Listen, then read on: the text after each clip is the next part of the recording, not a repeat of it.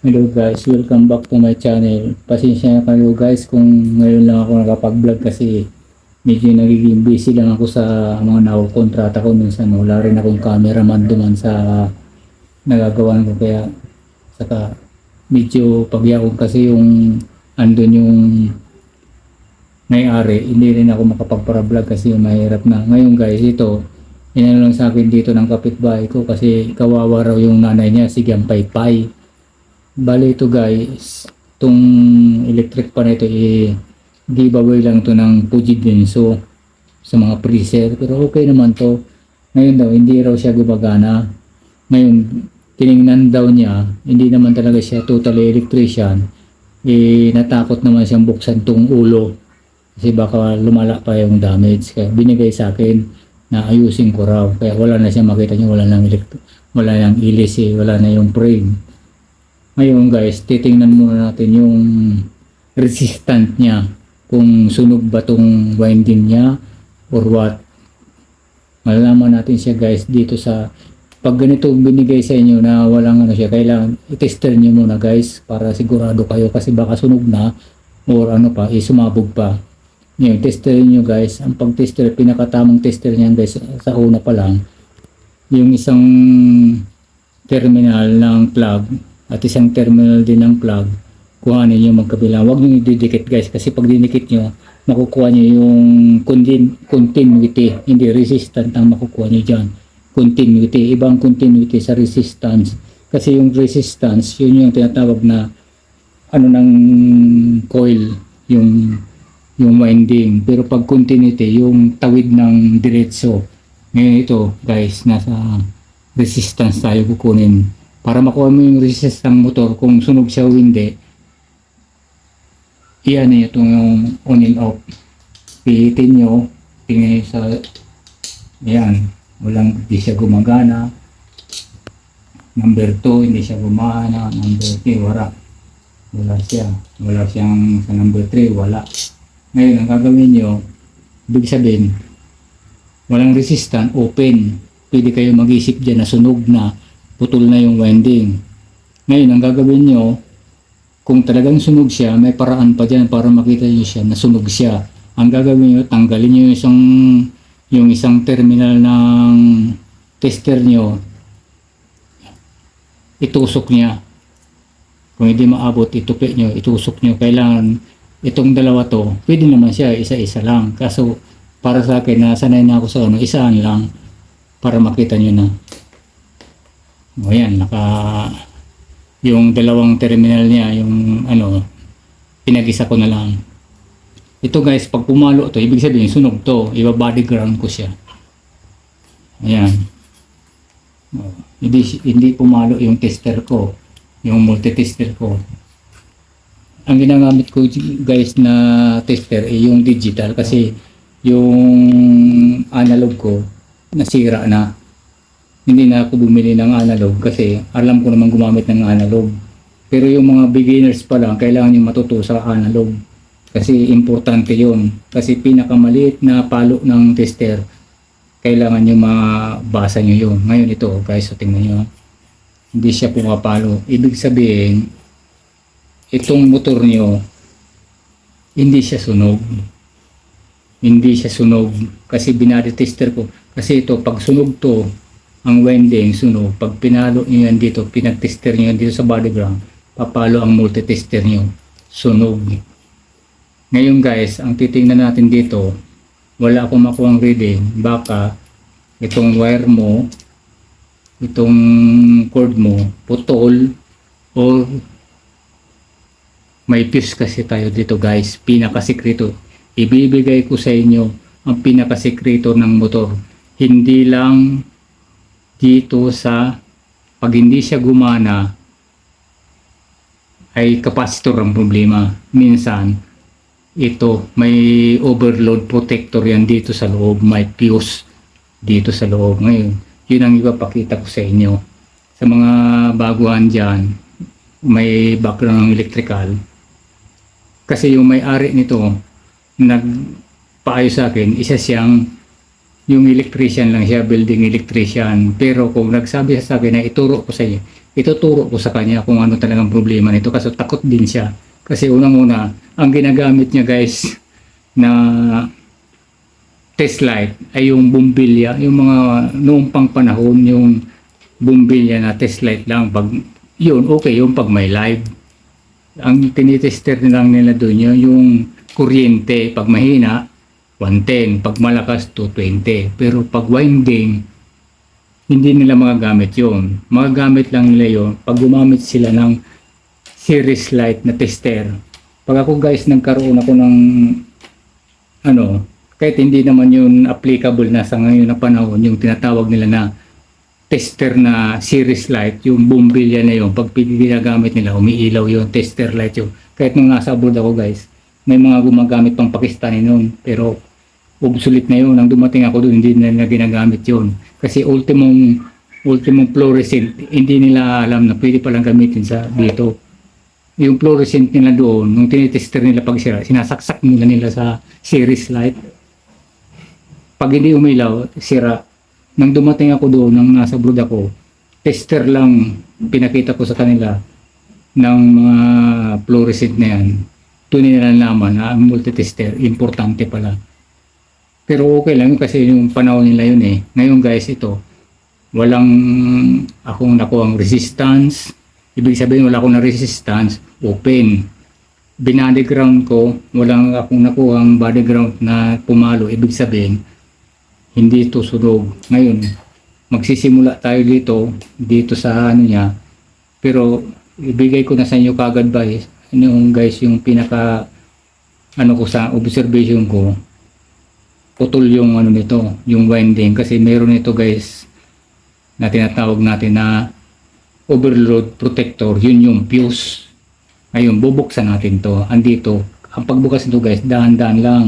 Kasi pag naputol nyo yung mga yung magnetic coil nito, itong maliliit na to, yung winding niya, kung may na ang mata nyo, katulad sa akin, may hirapan kayo. Kaya dahan-dahan lang to. Ngayon, bubuksan natin to guys. Huwag kayong mag-isip na pag hindi gumana, capacitor.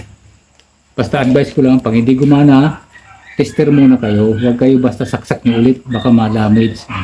Ngayon guys, bubuksan natin ngayon to. Pero alam ko na kung anong problema nito guys. Yung fuse niya, open siya. Pero titingnan pa rin natin. Kasi wala naman to, bago to eh. Saka, bubuksan natin to. Hanapin natin ngayon yung fuse niya, yung overload protector. At kung sakaling magbukas kayo nito, huwag niyong i-direkta, natatanggalin niyo yung fuse. Kasi pag didirekta niyo ito, wala na yung fuse. Pag nag-overheat to, wala na, sunog siya. 350 plus labor. Ngayon ito, para sa akin, fuse lang to, medium mura.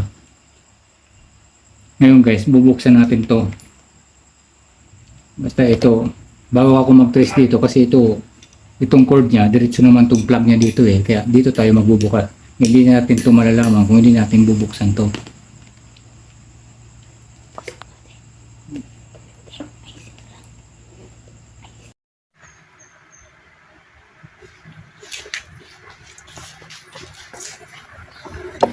Alis na ngayon guys. Bubuksan natin ngayon to para wala na kasi akong makuhang resistance dito eh. Pero inamoy ko siya, hindi naman siya sunog eh. Binody ground ko. Ang pag body ground nito guys, kunin nyo yung plug niya, tapos i-ano yung isang dulo ng tester nyo, tapos idikit nyo dito. Pag yan pumalo, ibig sabihin sunog na yung motor nyo, grounded na siya, shorted. Pero ito wala pa naman, kaya ang gagawin natin to guys, bubuksan natin itong ano niya, titingnan natin yung stator niya dito. Kasi may sikreto pa to dito guys eh. Pag hindi na talaga to open talaga siya, wala siyang makuhang resistance. May sikreto pa yan dito sa mga dugtungan niya guys. Papakita ko sa inyo kung anong pangalan nun. Buksan muna natin to guys para makita natin.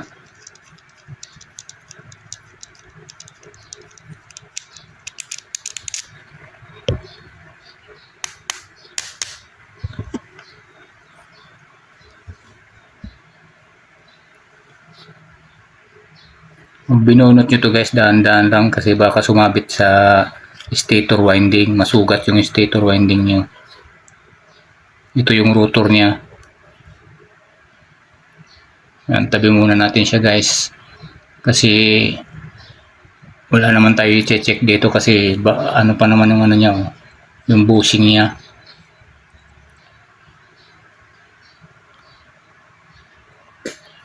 Bali ang i-check natin guys dito itong ano niya, yung stator winding.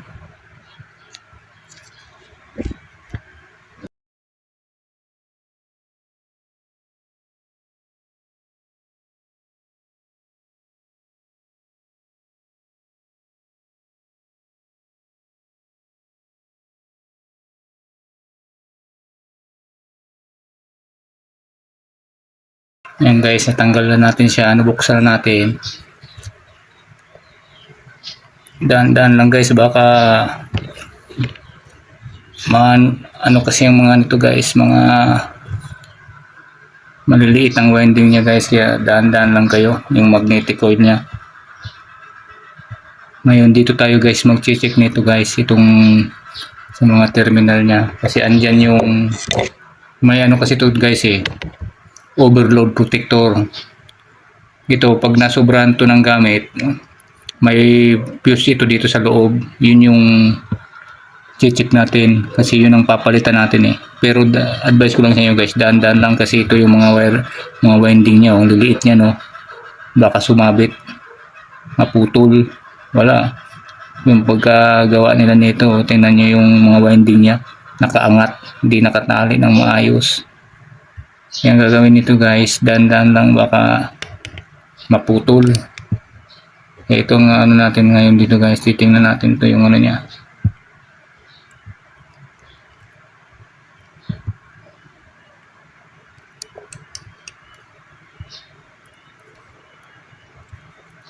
Putulin natin tong tali niya kasi hindi natin ito mabubuksan kung hindi niya puputulin to.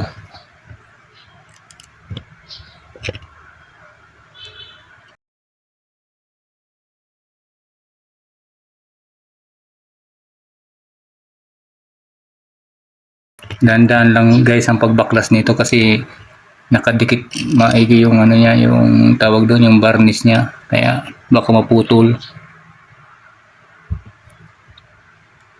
Kaya tingnan nyo munang maigi bago nyo baklasin yung mga winding niya kung saan nakadikit, baka mamaya matanggal, magdudugtong pa kayo niyan.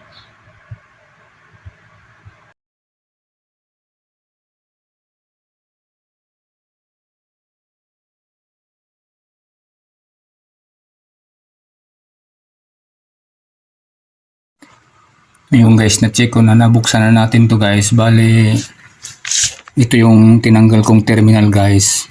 Wala dito yung fuse niya, yung overload protector niya, wala dito. Wala siya dito guys, yung overload protector niya, wala siya dito. Pero andito yung terminal niya guys. Bali yung overload protector, yung terminal niya, itong dalawang to guys. Tapos, andi dito siya itinali guys Andi dito, wala kasi ako guys, cameraman wala nagka-camera may pasok kaya mahirap mag ano. Ito guys, nakikita niyo to guys, ito yung ano niya, ito yung terminal niya dito, wala, pero andito yung overload protector niya. Ito ang purpose kasi nito guys, ng overload protector to, pag ito nasobrahan nyo ng gamit, iinit siya. Pag init nito, pag uminit yung winding niya, yung motor niya, bali makakat siya guys, mapuputol to. Pag naputol to, mamamatay yung electric pan nyo, hindi na to masusunog na winding nyo. Ngayon, ang ibang nag-aayos nito guys, dinirekta nila to. Wag yung, dapat hindi to rinirekta kasi protection nga to dito para sa stator winding nyo na hindi siya masunog guys. Pwede naman, gagana siya, pero pag na-overuse yung electric pan nyo o kahit anong gamit nyo, pag na-overuse yun, tinanggal nyo yung overload protector niya, masusunog yung winding, yung mas malaki yung gastos nyo kumpara dito. Bali yung terminal nito guys, yung dalawa dito, kasi ang circuit nito guys, isa lang naman ang inanito sa isang linya. Yung dulo, yung isang dulo nitong overload protector or fuse, ikakabit nyo dun sa terminal, yung isang dulo, tapos lalabas lang naman siya dun sa isang dulo, tapos didiretso na siya dito sa supply sa loob ng stator. Isang linya lang naman siya guys, pinadaan nyo lang, parang switch din yung sa ilaw. Ang pagkakaiba lang dito, makakat off lang siya pag uminit yung motor niya. Yung switch, tao yung magpapatay nun. Ganun din lang yun, ikakat mo lang yung isang supply niya. Ito na yung guys. Ngayon, tinester ko to guys, open na siya, wala kasing naghahawak guys eh. Ito, ano yun natin ha. Ayan yung dulo niya. Ito yung isang dulo. Wala na siya guys Dapat may continuity to eh. Ang makukuha nyo dapat dito, continuity. Hindi yung resistance niya. Yung tawid lang ng ano niya. Ayan wala siyang palo. Kaya ang gagawin natin to guys, tatanggalin natin to. Pagtanggal natin to, papalitan natin to ng bago. Ito lang problema niya guys wala siyang palo. Wala kasing naghahawak guys ng camera. Ayan diba? Kita nyo? Ayan, baba natin. Ayan, wala siyang palo Ayan, yan ang purpose niyan guys. Kaya pag tinester mo siya, wala kang makukuha ng resistance kasi open na yung isang line niya. Open na yung isang line niya dito sa cord. Wala ka nang makukuha kasi itong overload protector niya, dumaan to sa isang linya lang ito pinadaan siya dito papungsot dito. Bago ito nag-supply ng direkta dito, dumaan muna siya ng overload protector, isang linya, tumawid sa overload protector, yung isang terminal niya, sa kanya kinabit dito sa stator winding. Kaya yan guys ang purpose niyan. Ngayon, wala na siyang resistance or continuity, open na siya. Papalit tayo ngayon guys. Pag natanggal natin to guys, natanggal natin tong overload protector, testerin natin, open na siya, wala na siya. Ngayon guys, ganito ang itsura ng overload protector guys. Ito, ganito, ito yung tinanggal ko. Ayan diyan ko siya tinaranggal ito yung tinanggal ko. Ngayon guys, ito yung ipapalit ko na bago. Ngayon guys, wala kasing naghahawak ng camera guys titesterin ko to. Pakinggan nyo na lang yung ng multitester. Dapat mangyayari nito, tutunog siya, magkakaroon siya ng continuity. Alalahanin nyo guys, iba yung continuity sa resistance ang continuity yung tawid ng niya, iba yung resistance. Ito guys yan guys, ayan, wala siyang palo guys, wala kayong naririnig, wala. Pero ito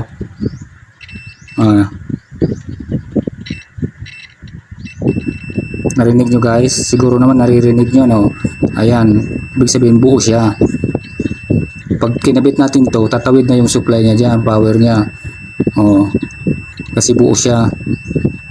Yan ang purpose niyan guys ito yung bagong ipapalit ko. Ngayon tumunog siya, buo yung continuity niya. Itong luma,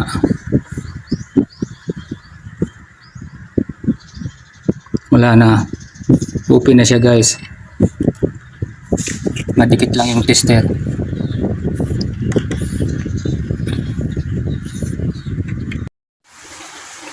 Ngayon guys, naikabit ko na yung overload protector guys. Di ko lang mabidyo ang kanina kasi mahirap guys na gumagawa na walang nagbibidyo. Kaya kinabit ko na muna. Ngayon guys, ito na guys na ikabit ko na siya. Bali, ayan babalik ko na lang siya guys. Kasi kanina nung kinakabit ko, pag hinang ko, di ko siya ma-videoan ng actual kasi walang naghahawak ng video. Pero ngayon guys, ayan na siya Basta guys, kung saan yung pinuto lang to naman doon yun lang naman ibabalik yan guys. Tandaan nyo na lang, isang linya lang naman yan. Bali yung isang linya kinat niya, tapos yung dulo-dulo ng linya na kinat niya pinagkabit niya dito sa dulo-dulo rin ito. Kaya di rin naman kayo malilito niyan. Basta tandaan nyo lang, ayan kaya ngayon guys, ibabalik ko to. Pag naibalik ko na, videoan ko lang ulit. Wala kasing naghahawak ng video Ayun guys, ito, naibalik na natin yung mga dapat ibalik natin na tinanggal kanina. Ito, nag-cable tie tayo dito. Kailangan itali natin ulit to guys ng maayos. Pero pag kayo nagtali, katulad ngayon dito, sinabay ko na yung mga magnetic na magnetic wire. Yung niya na kanina nakaangat, hindi nakatali. Ngayon sinabay ko na yung niya. Tinali ko na lang dahan-dahan, sinabay ko na. Kasi yun kasi guys, pag gumikot yung rotor nyo, sumabit yun, kutol. Ngayon kung mahirap din kasi magparadugtong ito guys, kasi mga maliliit, tsatsagaan mo talaga to. Mabuti kung isa, dalawa lang naputol. Kung naputol marami kasi nakaangat nga yung ibang winding niya kanina Kaya ito tinali ko na siya ng maayos ngayon guys. Ngayon susubukan na natin to guys kung gumana na siya guys. Ayan, nakabalik na siya. Na-cable tie ko na rin siya. Bale, pipix ko na lang siya ulit. Tapos testingin natin.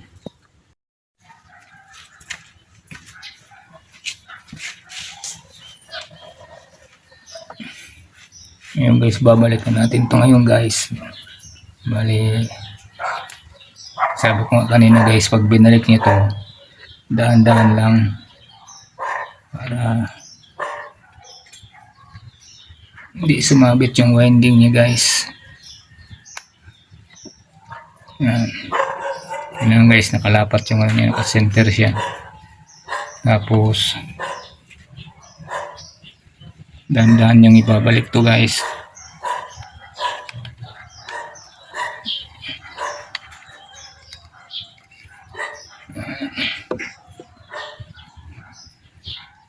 Yan. Yun.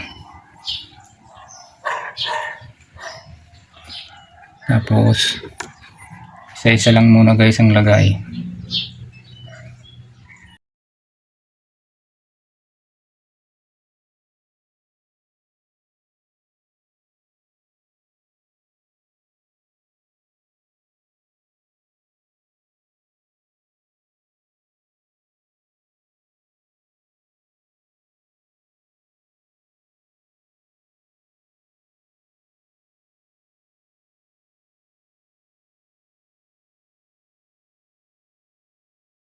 Bali, dalawa muna guys ang ilagay natin na tornilyo kasi tingnan muna natin yung yung resistance niya, kung mayroon na siyang resistance bago natin siya i-fix na lahat. Kunin muna natin yung resistance niya.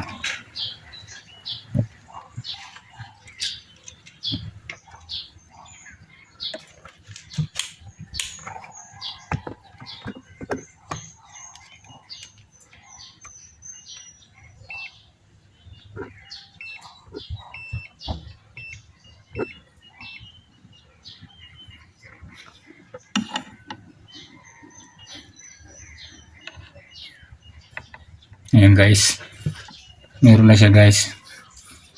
Ayan o.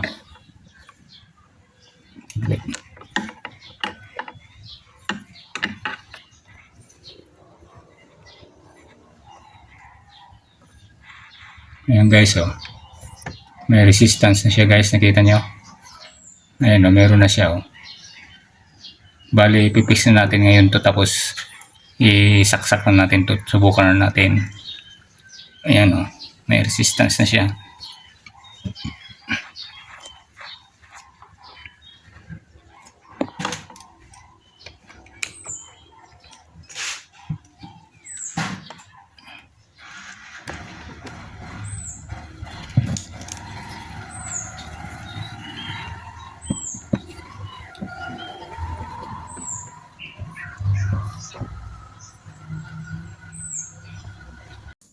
Ayun guys, na fix na natin guys.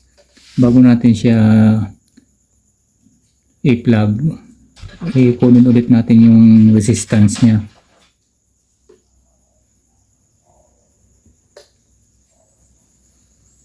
I-on natin guys sa number 1. Ayan guys, umalo na siya, may resistance na siya. Number 2. Number 3. Ayan guys, tapos i-off natin. May resistance siya ngayon guys. Ngayon kukunin natin yung body ground niya. Titingnan naman natin siya kung grounded siya. Ngayon pwede na natin ngayon siyang i-plug. Subukan na natin kung gumana na siya.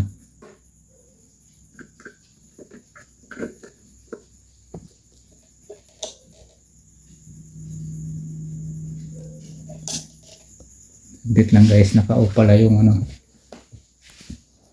Yung saglit lang. Okay na. Yung guys, i-plug na natin siya ngayon guys. Nakuha na natin yung resistance niya. Meron na siyang resistance. Wala siyang body ground. Hindi siya grounded. Ngayon i-on natin number 1. Ayan guys, gumana na siya. Number 2.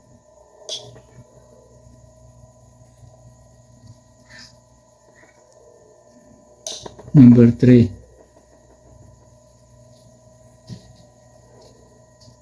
Yup. Ayan, naka-off siya. Number 1 ulit. Ngayon guys, okay na itong pinaayos sa atin ng kapitbahay. Ngayon guys, itong pag pinagawa nyo to guys, usually ang bayad nito guys, pag ganun ang pinalitan niya, hihingin sa inyo nito ay 350. Kaya kung advice ko lang sa inyo guys, kung kaya nyo rin lang naman gawin, yung nakita nyo naman yung ginawa ko na pa isa-isa, sundan nyo lang yun, magagawa nyo naman kaysa magbabayad kayo ng 350. Ayan, gumagana na siya. Kung nagustuhan nyo guys itong binahagi ko sa inyo na konting kaalaman, paki-like and share na lang para sa susunod pa natin mga video. Maraming salamat.